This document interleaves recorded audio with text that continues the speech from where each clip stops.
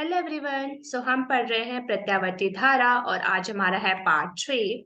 और आज हम पढ़ेंगे प्रेरक पर प्रयुक्त एसी वोल्टता और इसके ग्राफ को समझेंगे। और हम जानने वाले हैं उदाहरण 7.2 को। तो चलिए शुरू करते हैं। जैसा कि हमने प्रीवियस लेक्चर्स में पढ़ा है कि AC voltage apply to a register.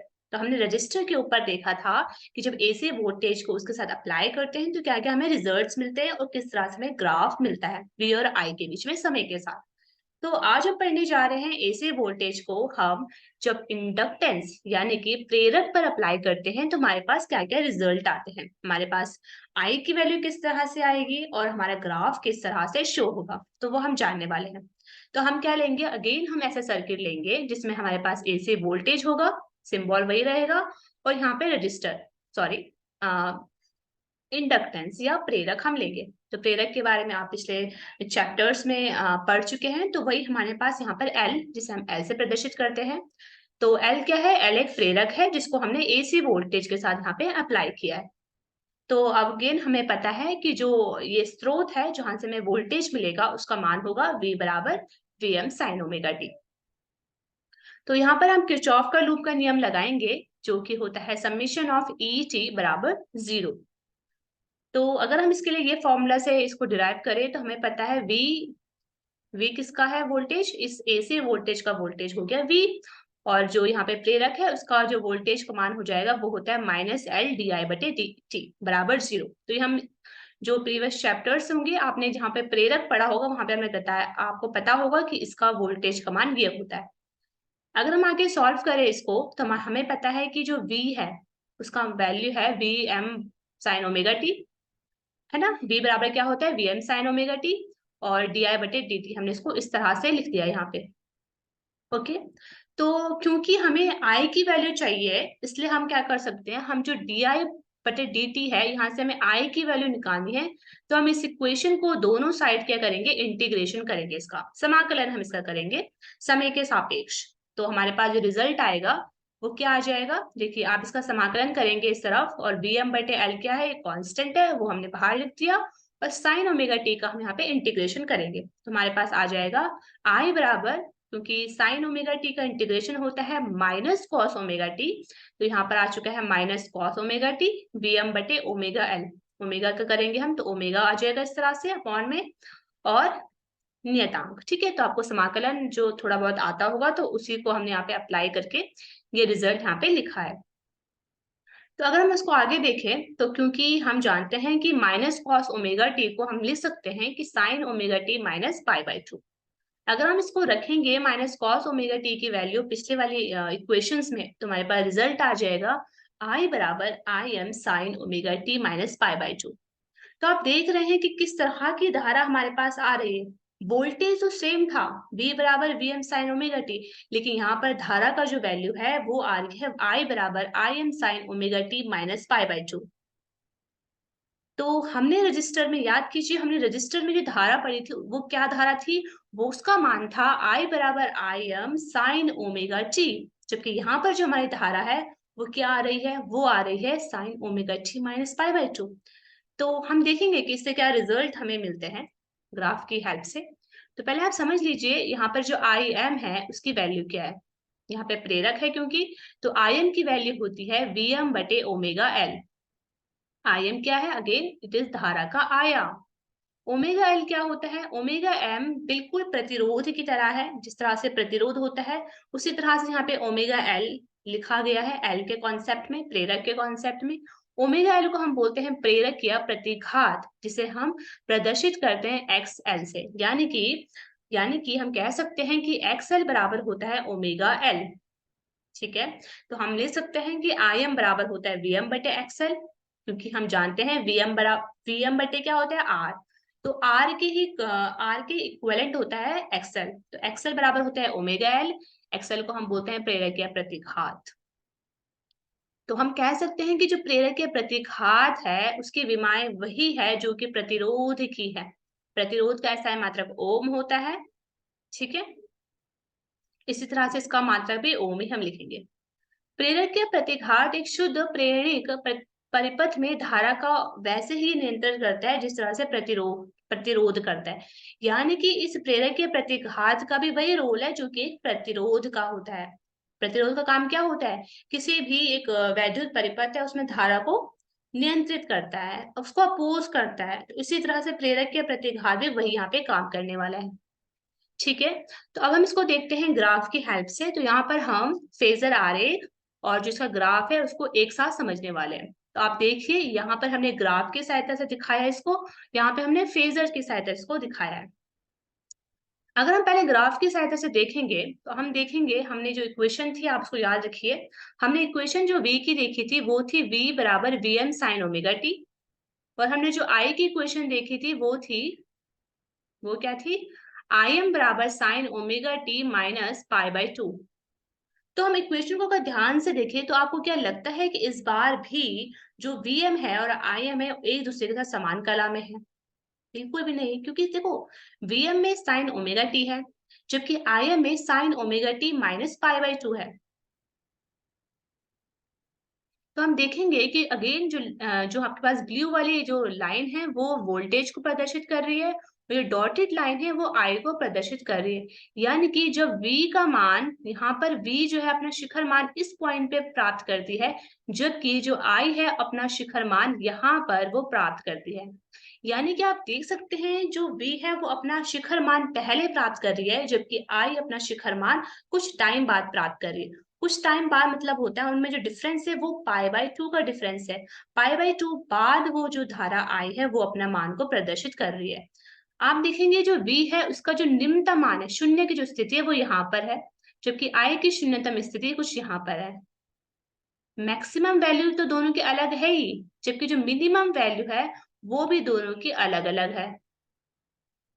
इसी को अगर हम फेजर के आरेख में समझे तो हमें पता चलेगा जो v है वो तो उसका सेम ही रहेगा, जो पिछले टाइम था उसका वही वैल्यू है, v बराबर v m sine omega t. जबकि अगर हम देखें आए के कॉन्सेप्ट में तो वो पाई बाई टू पीछे है, यानी जो धारा है उसकी जो वैल्यू है, उसका जो कला मान है वो वी वी वीएम से पीछे है, वोल्टेज से पीछे है। तो इसको हम कैसे दर्शाएंगे? इसको हम 90 डिग्री पीछे दर्शाएंगे। तो ये पीछे की डायरेक्शन होती है, मैंने आपको कहा था हम इस डायरेक्शन में मूव करते हैं। तो पीछे मतलब क्या होगा? वी से पीछे है, कितना डिग्री? 90 डिग्री पीछे है, तो इसलिए हमने 90 डिग्री के एंगल पे आई को दर्शाया है इस तरह से।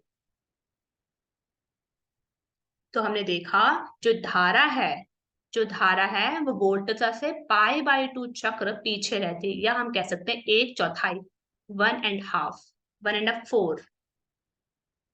धारा फेजर आई और वोल्टता फेजर वी से पाई बाई टू पीछे रहती है। अगर आप ग्राफ में देखें तो आप इससे समझ सकते हैं, और फेजर्स के आरेख में अगर देखें तो आप इससे समझ सकते हैं कि जो धारा है वो वोल्टेज से पाई बाई टू पीछे रहती है।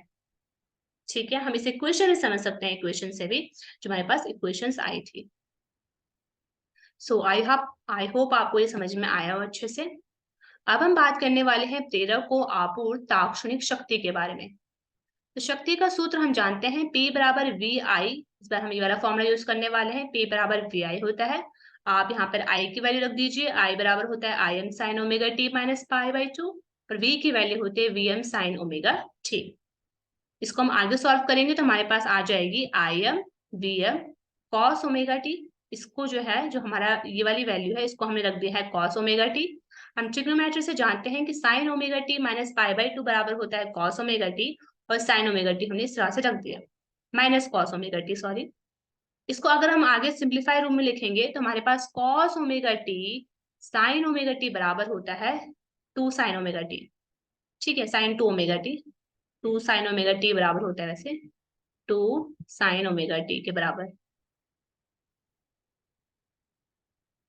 मतलब कि साइन टू ओमेगा टी बराबर होता है two cos omega T sine omega T. तो इसलिए हमारे पास इस तरह से ये फॉर्मूला है। ठीक है, तो हमारे पास जो शक्ति है उसका सूत्र आ जाएगा minus I M we M बटे two sine two omega T. तो यहाँ पे हमने दो ट्रिग्नोमेट्री के सूत्र का यूज करा है। एक हमने करा है sign omega T minus pi by to बराबर होता है माइनस कॉस ओमेगा टी के, ठीक है। और दूसरा क्या यूज करा है, हमने यूज करा है cos omega T sin omega T की जगह हमने रख दिया है sin 2 ओमेगा टी बटे 2, क्योंकि एक सूत्र होता है ट्रिग्नोमेट्री में, that is sin 2 omega T या sin 2 थीटा बराबर होता है 2 sin theta dot cos theta. So अब हम बात करते हैं एक पूरे चक्र में माध्य शक्ति का मान क्या होता है। एक पूरे चक्र में माध्य शक्ति का मान हम इस तरह से अगर लिखें इसको, तो हमारे पास जो आता है रिजल्ट दैट इज 0। ठीक है, क्योंकि sin 2 ओमेगा टी की जो मीन वैल्यू होती है वो आती है 0। यानी हम कह सकते हैं कि एक पूरे चक्र में sin 2 ओमेगा टी का माध्यमान शून्य होता है, तो इसलिए एक माध्य शक्ति जो है वो शून्य आ जाती है। ठीक है, तो इसी के साथ हमारा प्रेरक वाला जो सर्किट था वो भी कंप्लीट हो जाता है। और अब हम बात करने वाले हैं उदाहरण 7.2 की। तो 7.2 में कहा गया है 25 मिली हेनरी का एक शुद्ध प्रेरक, यानी यह है एल की वैल्यू, 200 वोल्ट के एक स्रोत से जुड़ा है। ठीक है, this is the given values. यदि स्रोत की आवृत्ति 50 हर्ट्ज है, तो परिपथ का प्रेरक या प्रतिघात यानी एक्सएल और एक धारा जो है वो आपको ज्ञात करनी है। ठीक है, तो इसी में हमने प्रीवियस स्लाइड्स में जो भी फॉर्मूला डिस्कस करे हैं, आप उन्हीं का यूज करते हुए इसको निकालेंगे। तो आप खुद करने की ट्राई कीजिए एंड देन हम इसको सॉल्व करते हैं। हमने देखा सबसे पहले हम ज्ञात करने वाले हैं प्रेरक के प्रतिघात, उसका सूत्र एक ये वाला सूत्र भी होता है, दैट इज एक्सएल बराबर होता है 2 पाई वी एल। ये म्यू जो है वो एक आवृत्ति है हमारी, 2 हमने रख दिया, पाई की वैल्यू हमें पता है 3.14 होती है। ये हमारी आवृत्ति है और ये हमारा एल की वैल्यू है।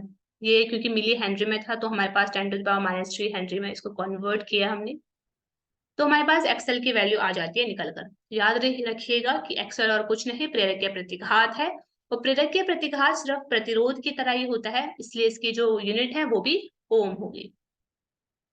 सेकंड हमें निकालना है आरएमएस धारा। तो आई आरएमएस धारा जो होगी वो आ जाएगी वी बटे में एक्सएल। तो वी की वैल्यू हमें पता है, एक्सएल की वैल्यू हमने कैलकुलेट करी है, तो आप धारा का वैल्यू निकाल सकते हैं, वो आ जाएगी 28 एम्पियर। तो आज के लिए इतना ही। अब हम देख लेते हैं रिव्यू। हमने जाना कि प्रेरक पर प्रयुक्त एसी वोल्टता के कॉन्सेप्ट में हमने सूत्र देखे, तो आपको याद रखना है कि यहाँ पर धारा जो है वो आती है I बराबर Im sine omega T minus pi by 2, जबकि प्रतिरोध में जो धारा थी वो क्या थी, I बराबर Im साइन ओमेगा टी। तो यहाँ पर जो धारा है वो पाई बाई 2 पीछे होती है वोल्टेज से। हमने एक्सेल पढ़ा, वो होता है प्रेरक या प्रतिघात, जिसकी वैल्यू होती है एक्सेल बराबर ओमेगा एल। देखो हमने जो सूत्र पढ़ा था ओमेगा एल होता है ना, तो ओमेगा की वैल्यू क्या होती है, 2 पाई म्यू। क्या होती है, 2 पाई म्यू। तो वही हम ये वाला सूत्र हमने यूज करा है इस न्यूमेरिकल क्वेश्चन में जो अभी अभी हमने सॉल्व किया था।